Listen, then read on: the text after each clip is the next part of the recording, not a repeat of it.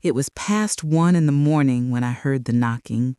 Not loud, not desperate, just a soft, trembling tap at my front door. At 72, you don't jump anymore. You pause. You listen. You let your body catch up to what your mind already suspects. I was sitting in Henry's old armchair, the same one he'd fall asleep in watching the Yankees play. The leather's worn now, cracked at the armrests where his hands used to rest, but it still smells like him somehow, like Old Spice and Sunday mornings. I'd been sitting there for hours, unable to sleep, just staring at the photographs on the mantel, Henry and me on our wedding day, Sarah as a baby, Sarah graduating high school, Sarah on her wedding day wearing my mother's pearls. That last photo always makes my chest hurt now. When I heard that knock, something inside me went still, real still, the kind of quiet that comes right before a storm. I thought, Lord, who could that be at this hour? But deep down, in that place where mothers keep their fears, I already knew. I walked to the front door slowly. My knees don't work like they used to. Every step creaks, just like the floorboards. I turned on the porch light, and there she was, Sarah, my baby girl, my only child, standing barefoot on my front steps in nothing but a thin nightgown, shaking so hard I could see it through the glass. Her left eye was swollen completely shut. Her lip was split open and bleeding down her chin. There were bruises around her throat in the shape of fingers. She didn't say a word. She just looked at me with her one good eye, and I saw something in it I'd never seen before. Not pain, not fear, defeat. I unlocked that door faster than I've moved in years. I pulled her inside, locked it behind us, and wrapped my arms around her. She collapsed against me like all the strength had just drained right out of her body, and she cried. Deep, broken sobs that came from somewhere so deep I felt them in my own chest. I didn't ask questions, not yet. I just held my daughter and whispered, "You're safe now. You're home. I've got you, baby. I've got you." We stood there in my hallway for what felt like hours. Her crying, me holding her, the old clock ticking on the wall, like it always does, like the world wasn't falling apart right there in my arms. Let me tell you something about being a mother. You spend 18 years teaching your child to be strong, to stand tall, to never let anyone make them feel small. You teach them their worth. You show them what love is supposed to look like. You tell them don't ever settle. Don't ever let anyone treat you like you're less than you are. And then one day, they bring someone home. Someone charming. Someone successful.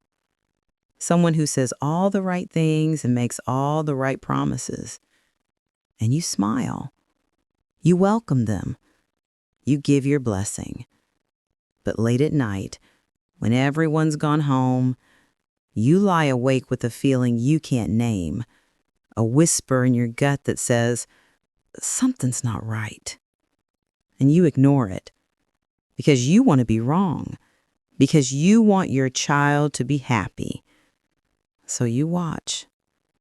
You watch as your child starts changing, gets quieter, stops calling as much, makes excuses for why they can't visit. You watch as they start choosing their words carefully, dressing differently, apologizing for things that aren't their fault.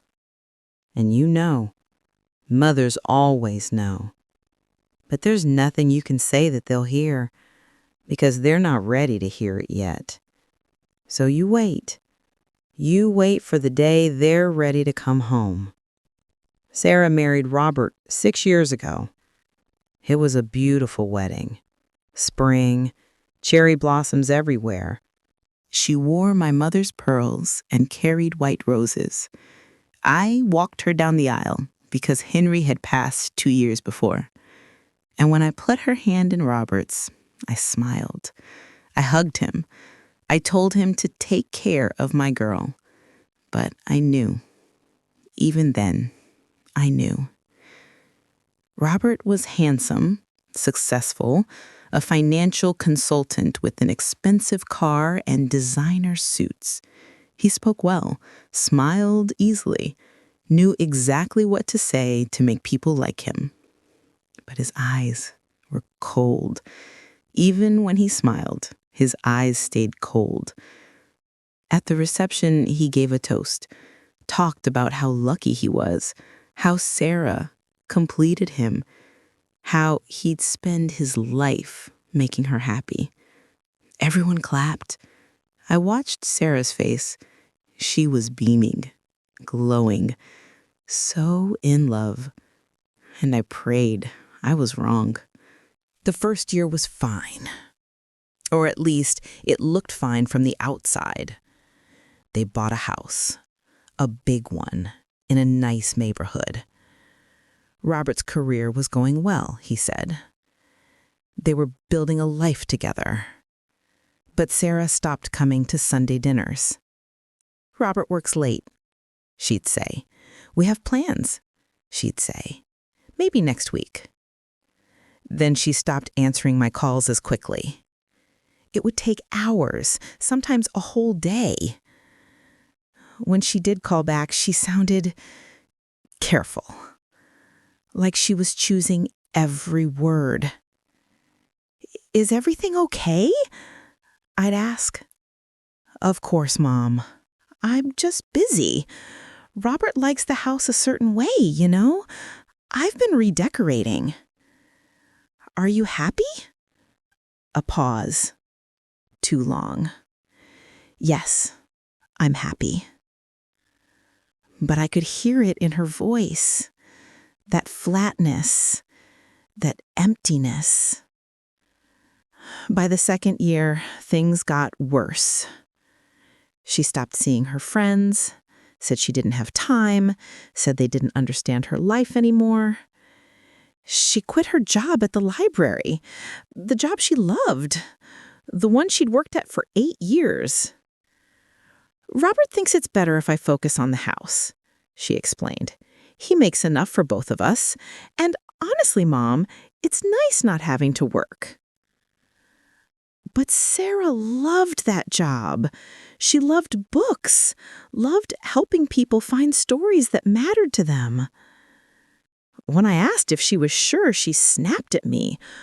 Why can't you just be happy for me? Why do you always have to question everything? That wasn't my daughter talking. That was someone else. Someone tired. Someone beaten down. I backed off. I didn't want to push her away. But I kept watching. The third year, I saw the bruises. We were having lunch, just the two of us. She reached for her water glass and her sleeve slid up. Purple and yellow marks, finger-shaped, around her wrist. Sarah, I said carefully, what happened to your arm? She pulled her sleeve down fast, too fast. I'm clumsy.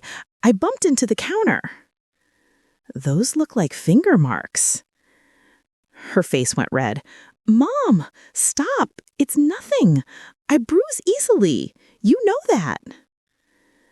I reached for her hand. Baby, if something's wrong. She pulled away. Nothing's wrong. Robert loves me. He takes care of me. Why can't you see that? I'm just worried.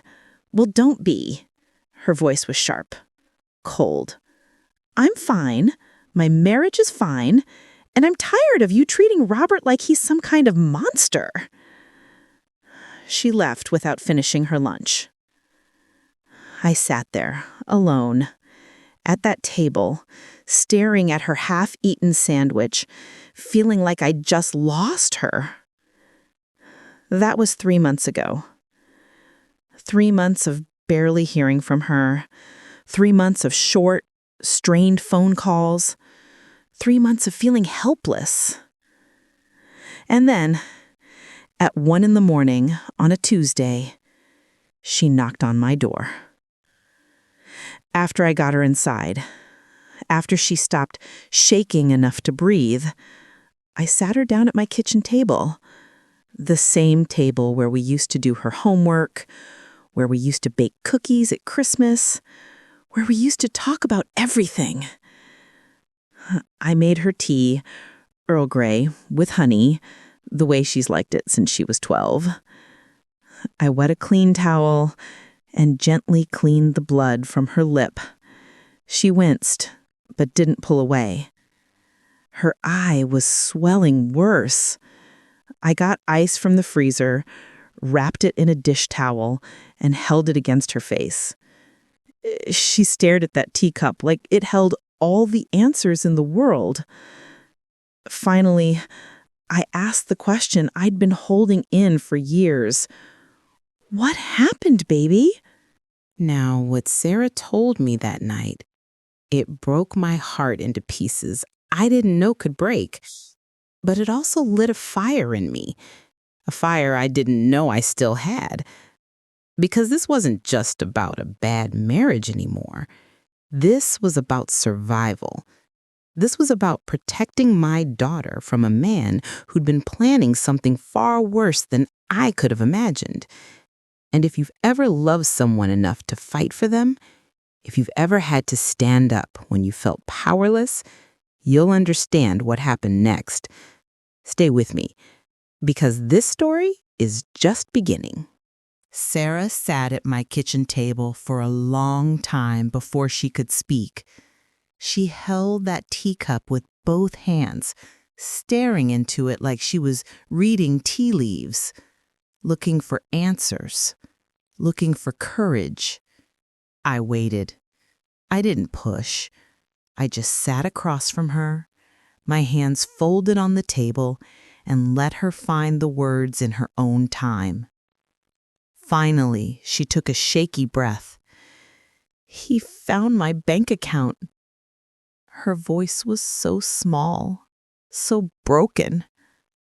"What bank account?" I asked gently. "The one I've been hiding, just a little checking account at a different bank.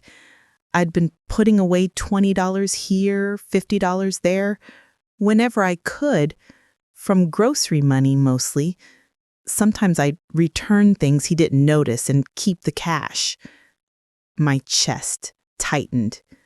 "Why were you hiding money, Sarah?" She looked up at me with tears streaming down her face. "Because I needed an escape plan, Mom.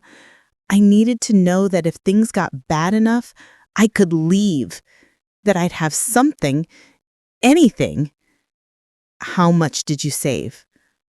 "Almost $3,000, over 2 years. 2 years. My daughter had been planning an escape for 2 years, and I didn't know." She took a shaky breath. "He went through my purse tonight. I don't know why. Maybe he suspected something. Maybe he was just being Robert." She touched her swollen eye without thinking. "He found the ATM card. It wasn't even in my name. I'd opened it under my maiden name so he wouldn't see it on credit reports. But he found it." "What did he do?" Her hand started trembling. The teacup rattled against the saucer. "He lost it, completely lost it, started screaming about how I was stealing from him, how every dollar I had was because of him. How dare I hide things? How dare I plan to leave?" She swallowed hard. "He grabbed me by the throat and shoved me against the wall. He said, 'You think you can leave me? You think you can survive without me? You're nothing, Sarah. Nothing.'" Rage flooded through me, hot and sharp. But I kept my voice calm. "How did you get out?" He threw me down, told me I had 5 minutes to pack my things and get out, said if I wasn't gone, he'd make sure I regretted it. So you came here.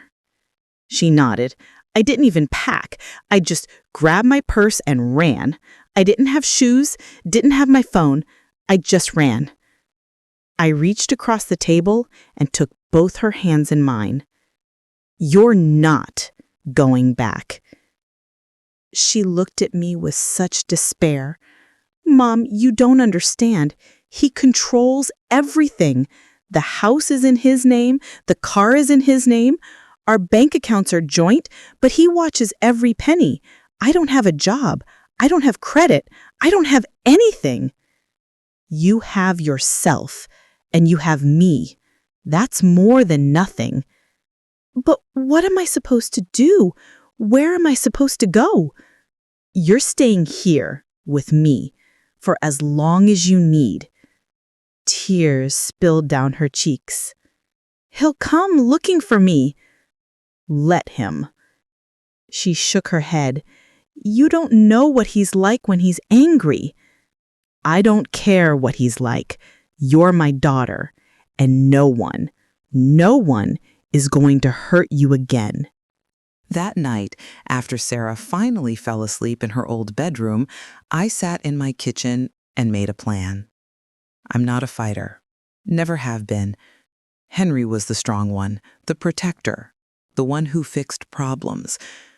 But Henry's been gone 4 years now. And this problem? This was mine to fix. I got out a yellow legal pad, the kind Henry used to use for his projects, and I started writing down everything I knew. Robert was controlling, abusive, isolated Sarah from friends and family, controlled all the money.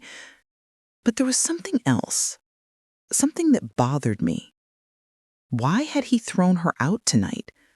Why not just take the bank card and punish her at home where no one would see? Robert was calculated. Everything he did was planned, controlled. Throwing Sarah out didn't fit. Unless he wanted her gone. That thought sat in my stomach like a stone. I thought about the last few months, how Sarah had mentioned Robert asking about me more often. How's your mom doing? Is she managing okay on her own? Does she need help with anything? At the time, it seemed sweet, concerned. But now it felt like research. I thought about Robert's job. Financial consultant. He understood money, assets, property. I thought about my house. The house Henry and I bought in 1972. The house we raised Sarah in. The house that's been paid off for 15 years. The house that's worth, according to the last appraisal, just over $1 million. My hands went cold. I got up and went to Henry's old desk in the den. I keep all our important papers there. Deed to the house, will, insurance policies. I pulled out the property deed and stared at it. Just my name. Martha Elizabeth Coleman. Sole owner. But something nagged at me. Had anyone tried to access this information? Had Robert been digging into my finances? At 2:30 in the morning, I did something I never do. I called Judith. Judith Crawford, our lawyer, the woman who helped Henry and me write our will back in 1998, a no-nonsense woman in her 60s who doesn't appreciate late-night calls. She answered on the 4th ring, voice thick with sleep. Martha? It's the middle of the night. What's wrong? I need you to check something for me, first thing in the morning. It's urgent. What is it? I need to know if anyone's been requesting information about my property, title searches, appraisals, tax records, anything. There was a pause. Why would someone be doing that? Just check, please.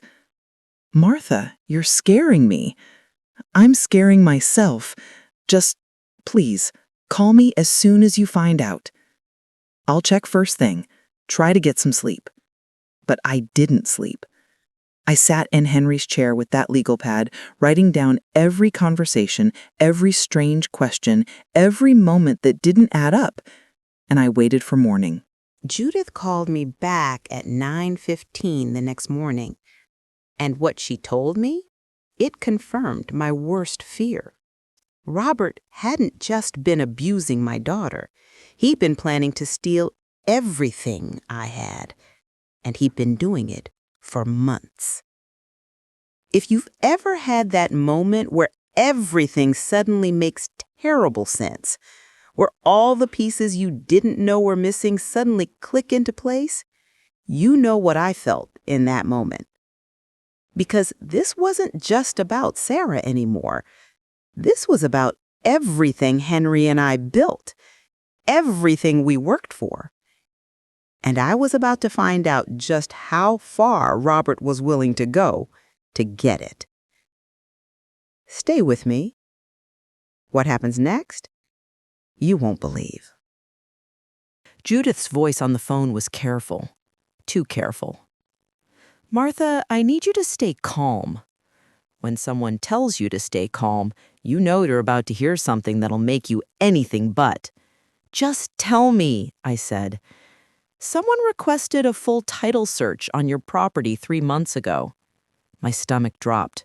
Who? It was filed under your name, but the request came from a law office I don't recognize, Kellerman and Associates, based in Manhattan. I never authorized that. I know. That's what worries me. I gripped the phone tighter. What else? She hesitated. There's more. 2 months ago, someone filed a petition for durable power of attorney, listing Sarah as your appointed agent. The room started spinning. Power of attorney? For what? Medical and financial. The petition claims you're experiencing cognitive decline and need assistance managing your affairs. I'm 72, not incompetent. I know that, Martha, but the documents were notarized. They have medical evaluations attached. It looks official. Who signed them? According to the records, you did. I sat down before my legs gave out. Judith, I never signed anything. I never saw a doctor for cognitive testing. This is fraud. I believe you, but we need to prove it, and we need to act fast, because if that POA goes through, whoever's controlling it will have legal access to everything, your accounts, your property, everything. Can we stop it? Yes, but I need you to come to my office today. We need to file an emergency objection and request a hearing. I'll be there in an hour. After I hung up, I just sat there, trying to process what I'd just heard. Someone had forged my signature, filed legal documents claiming I was losing my mind, was trying to take control of everything Henry and I built. And the only person who had motive was Robert. But he would have needed Sarah's cooperation. Her signature? Her involvement? Did she know? I walked upstairs to Sarah's old bedroom. She was still asleep, curled up under the same quilt she'd had since high school. She looked so young, so fragile. I didn't want to believe she'd betray me, but I needed to know. I went back downstairs to where she'd left her purse on the kitchen counter, the purse she'd grabbed when she ran. I know it was wrong. I know I was invading her privacy, but I had to know. I opened it. Inside, her wallet, some loose change, chapstick, a folded tissue, and at the bottom, tucked into a zippered pocket, a stack of papers folded in half. I pulled them out with shaking hands. Bank statements from Robert's accounts. I unfolded them and started reading. Loans, multiple loans from different banks, totaling over $400,000. Credit card debt, nearly maxed out, 6 different cards. Court documents, a lawsuit from a previous business partner claiming fraud. And then paper clipped to the back, a handwritten note. Robert's handwriting. I recognized it from Christmas cards. It said, timeline, POA approval, 8 to 12 weeks, transfer property deed, immediate, liquidate asset, 1.2 M estimated, pay debts, $485K, remaining, $715K, profit. Timeline to completion, 6 months max. I read it 3 times. He'd planned it all out, step by step. Get power of attorney through Sarah, transfer my house into his control, sell it, pay off his debts, pocket the rest, and leave me with nothing. I heard footsteps on the stairs. Sarah came into the kitchen, still in the pajamas I'd given her last night. Her face was swollen, bruised, but her eyes were clearer. "Morning, Mom," she said quietly. I held up the papers. "We need to talk." Her face went white. She sat down at the table, and I put the documents in front of her. "Did you know about this?" She stared at them. Her hands started shaking.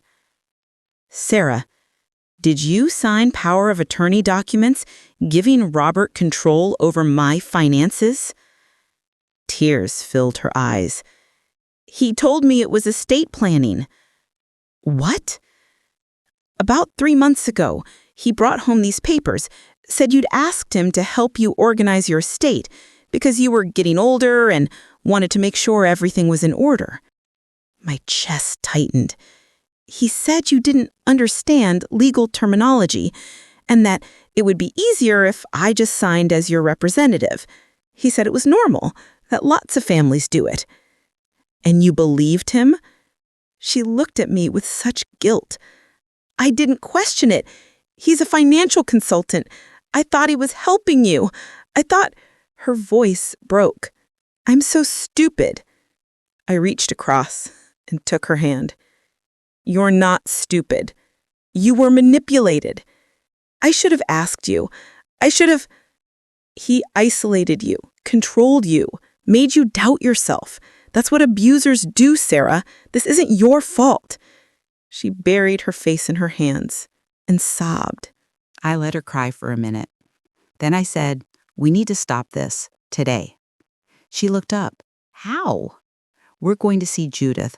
We're filing an emergency objection. We're going to prove those documents are fraudulent, and we're going to make sure Robert doesn't get a single penny. He'll fight back. Let him." "Mom, you don't know what he's capable of." "Neither does he." We got dressed and went to Judith's office that morning. And what we set in motion that day, it started a battle that would last months. But here's what Robert didn't understand. He thought I was just an old woman, alone, weak, easy to manipulate. He thought Sarah was broken, too scared to fight back. He thought he'd covered his tracks well enough that no one would figure it out. But he was wrong, because I had something he didn't count on.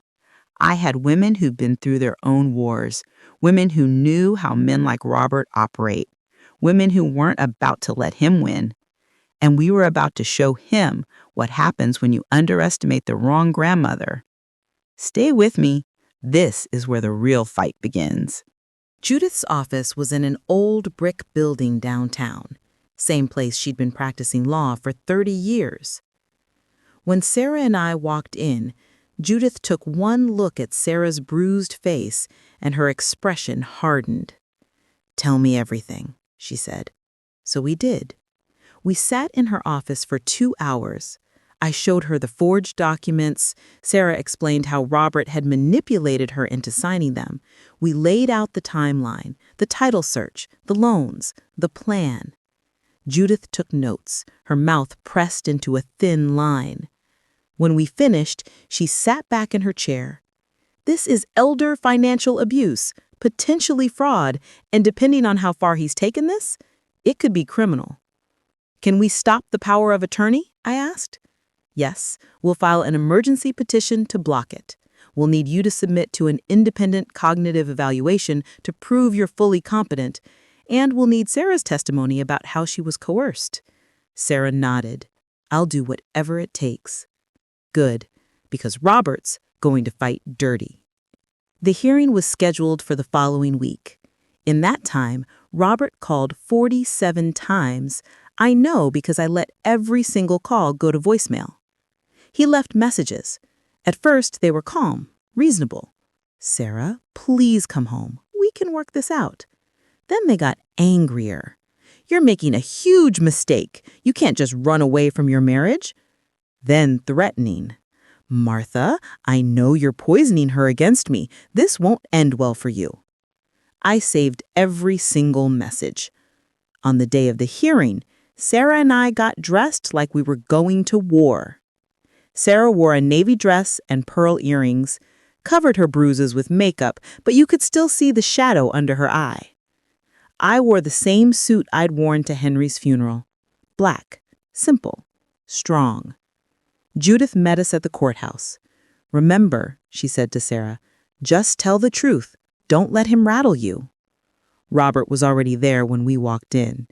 He wore an expensive charcoal suit, hair perfectly styled, calm expression. But when he saw us, something flickered in his eyes. Anger, and maybe surprise? He didn't expect us to fight back. The judge was a woman in her late 50s, Judge Patricia Henderson. I'd read about her. Fair, no nonsense, didn't tolerate games. Judith presented our case first. She showed the POA documents, explained I never authorized them, presented my independent cognitive evaluation showing I was fully competent. Then she called Sarah to testify. Sarah walked to the witness stand with her head high. Robert's lawyer, a slick man in his 40s, tried to intimidate her. "Mrs. Patterson, isn't it true that you signed these documents of your own free will?" "I signed them because my husband told me they were estate planning documents to help my mother." "But you read them before signing." "He told me it was standard legal language and that I didn't need to worry about the details." "So you signed legal documents without reading them?" Sarah's voice stayed steady. "I trusted my husband. That was my mistake." "Or perhaps you're lying now to protect yourself." Judith stood up. "Objection! Counsel is badgering the witness." "Sustained," Judge Henderson said sharply. "Move on, counselor." Sarah's testimony. Judith stood up for Sarah's direct examination. "Mrs. Patterson, can you describe your relationship with your husband?" Sarah took a breath. Then she told everything. The control, the isolation, the financial abuse, the physical abuse. She described the night he found her bank account, how he choked her, threw her down, told her she was nothing. "Why didn't you leave before that night?" Judith asked gently. "Because I was scared. Because he made me believe I couldn't survive without him. Because I thought it was my fault." "And the power of attorney documents. Did you understand you were giving your husband access to your mother's property?" "No. If I'd known, I never would have signed them." Robert's lawyer tried to object, but Judge Henderson waved him off. "I want to hear this." Then Judith did something brilliant. She presented Robert's financial records, the loans, the debts, the fraud lawsuit. "Your Honor, this isn't about helping an elderly woman manage her affairs. This is about a man drowning in debt who saw an opportunity to steal $1 million property." Robert's lawyer jumped up. "Objection! This is character assassination." "It's motive," Judith shot back, "and it's documented fact." Judge Henderson looked at Robert. "Mr. Patterson, do you have outstanding debts totaling over $400,000? Robert's jaw tightened. "That's private financial information." "Answer the question."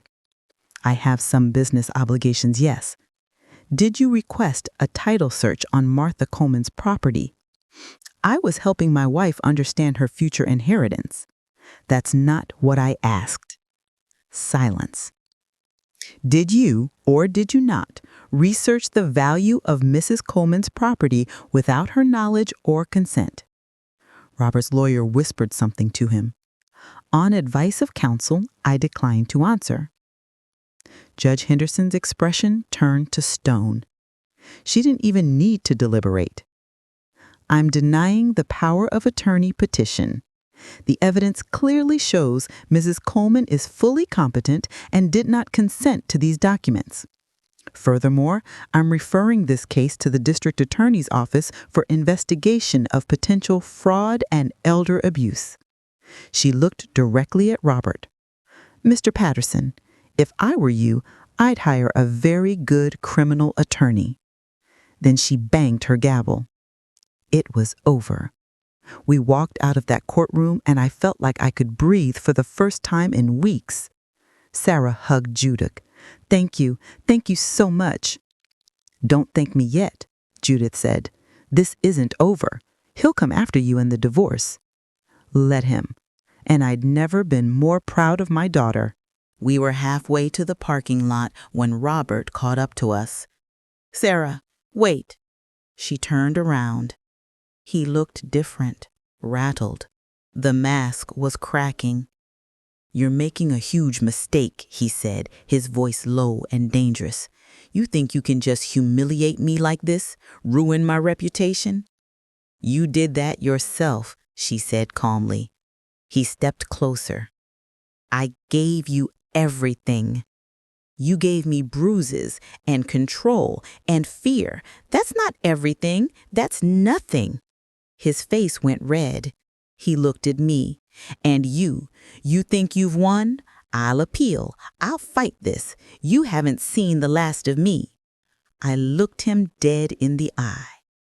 Robert, I'm 72 years old. I've buried a husband, raised a daughter, survived more loss than you can imagine. You don't scare me. You're just a small, insecure man who picked the wrong family to mess with. For a second, I thought he might actually take a swing at me. But Judith stepped between us. Walk away, Mr. Patterson, before you make this worse for yourself.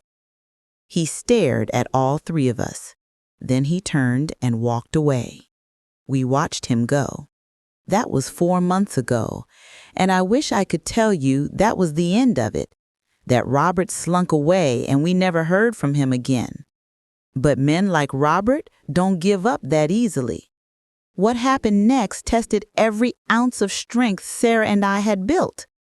Because Robert still had cards to play, and he was about to use every single one of them. But here's what he didn't count on. I wasn't fighting alone anymore. And the women who stood with me, they'd been preparing for this battle their whole lives. Stay with me, because what happens in the final part, it'll show you exactly what happens when underestimated women decide they're done being quiet. I need to tell you about my bridge club. Every Thursday night for the past 22 years, 4 women have gathered at my dining room table. Betty, Joyce, Margaret, and me. We started this tradition back in 2003, just after Betty's divorce, just before Joyce retired, right around when Margaret's youngest finally moved out. We told ourselves it was about cards, but really, it was about survival. It was about having a room full of women who understood that life doesn't always turn out the way you planned, who knew what it meant to keep going when everything fell apart. These women aren't just my friends, they're my sisters. Betty is 74, survived a brutal divorce in the 80s, when leaving your husband still carried shame. She fought for every penny, every piece of furniture, every ounce of dignity. And she won. She taught me that strength isn't loud, it's persistent. Joyce is 69, worked as a paralegal for 40 years, knows the law like the back of her hand. Retired 3 years ago, but still has connections in every courthouse and law office in the county. She taught me that knowledge is power. Margaret is 71, raised 4 kids alone after her husband died suddenly at 43, worked 2 jobs, put all 4 through college, never complained once. She taught me that resilience isn't about never falling. It's about getting back up every single time. When I told them what Robert was doing, they didn't gasp. They didn't panic. They got to work. The Thursday after the courthouse hearing, we gathered like always. But instead of cards, I spread out all the documents on my dining room table. "Girls," I said, "I need help." Betty picked up Robert's financial records and started reading. Her eyes narrowed. This man is drowning, and drowning people do dangerous things. Joyce studied the legal filings. He's going to appeal. And he's going to go after Sarah in the divorce. He'll try to claim she abandoned the marriage, that she's unstable. He'll make it ugly. Margaret looked at Sarah, who'd been quiet all evening. "How are you holding up, sweetheart?" Sarah's eyes filled with tears. "I'm scared. I don't have money for a lawyer. I don't have anywhere to live except here. And Robert, he's not going to stop." Margaret reached over and squeezed her hand. "Then we don't let him." Joyce pulled out her phone. "I'm calling David Chen. He's a divorce attorney. Toughest one I know. Handles domestic abuse cases pro bono sometimes." "I can't afford," Sarah started. "You let me handle that," Joyce said firmly. Betty leaned back in her chair. "We need documentation. Every threat, every incident of abuse, every lie he's told. We build a case so airtight he can't wiggle out of it." "I'll help," Margaret said. "I'm good with organizing things. We'll create a timeline, get everything in order." I looked at these three women, these warriors in cardigans and reading glasses, and felt something I hadn't felt in months. Hope. "Why are you all doing this?" Sarah asked quietly. Betty smiled. "Because we've all been where you are, maybe not exactly the same, but close enough. Because women like us have to stick together," Joyce added. "Nobody else is going to fight for us." Margaret nodded. "And because your mother would do the same for any of us in a heartbeat." For the next 6 weeks, we worked. Joyce got Sarah connected with David Chen. He took one look at her medical photos and the documented abuse and agreed to represent her for a drastically reduced fee. Betty, Joyce, and I split the cost. Margaret helped Sarah document everything. They sat together for hours, going through emails, text messages, bank statements, building a timeline of control and abuse. Betty reached out to women she knew from her divorce support group, got Sarah connected with a therapist who specialized in domestic abuse recovery. And me? I made sure Sarah knew she was safe, that she was loved, that she wasn't alone. We became a team. Robert, of course, didn't go quietly. He filed for divorce first, tried to claim Sarah had abandoned him without cause. He hired an expensive lawyer, started spreading rumors, told people Sarah was mentally unstable, that I was manipulating her. He contested everything, demanded she return the car she'd been driving, even though her name was on the title too, claimed she'd stolen money from their joint account, the same account he'd controlled completely. He even tried to get a restraining order against me, claimed I was harassing him. It didn't work. The judge saw right through it. But it was exhausting, draining, endless court dates and lawyer calls and paperwork. Sarah would come home some days looking defeated. "I can't do this anymore," she'd say. "Maybe I should just give him what he wants." "Absolutely not," Betty would say. "You're stronger than you think," Joyce would remind her. "You've come this far," Margaret would add. "Don't quit now." And slowly Sarah started believing them. The breakthrough came 3 months into the divorce proceedings. Robert's lawyer subpoenaed Sarah's bank records, trying to prove she'd been hiding money. But when they dug into the records, they found something else. Transfers. Large transfers from Robert's business account to personal accounts Sarah didn't even know existed. Money he'd been hiding. Joyce spotted it first, brought it to David's attention. David brought it to the judge. And just like that, Robert's credibility crumbled. The judge ordered a full financial disclosure. Robert tried to fight it, but he couldn't. And what they found? Offshore accounts, hidden assets, unreported income. Robert hadn't just been in debt, he'd been committing tax fraud. Robert's lawyer called David 2 weeks later. They wanted to settle. Sarah would get the car, half the value of the house, which wasn't much after a mortgage, but it was something. And most importantly, a clean break. No alimony demands from Robert. No further contact. David called Sarah into his office to discuss. "It's a good offer," he said. "You could push for more, but it'll mean months more of court battles." Sarah looked at him, then at me, then at Betty, Joyce, and Margaret, who'd all come with her for support. "I don't want his money," she said quietly. "I just want to be free." "Then take the deal," David said. She signed the settlement papers that afternoon.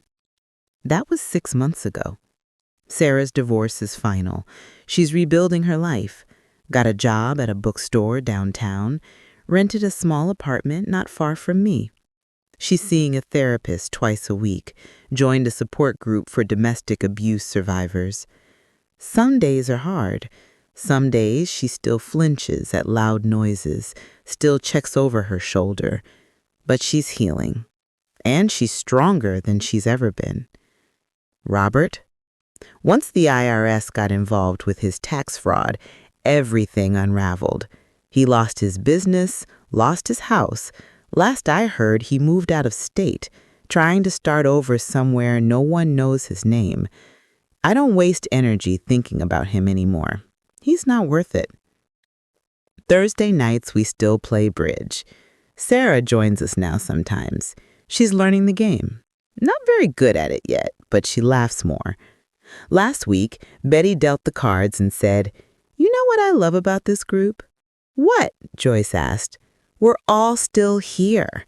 After everything life threw at us, we're still here."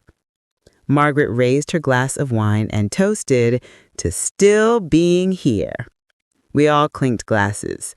Sarah looked around the table at all of us and smiled.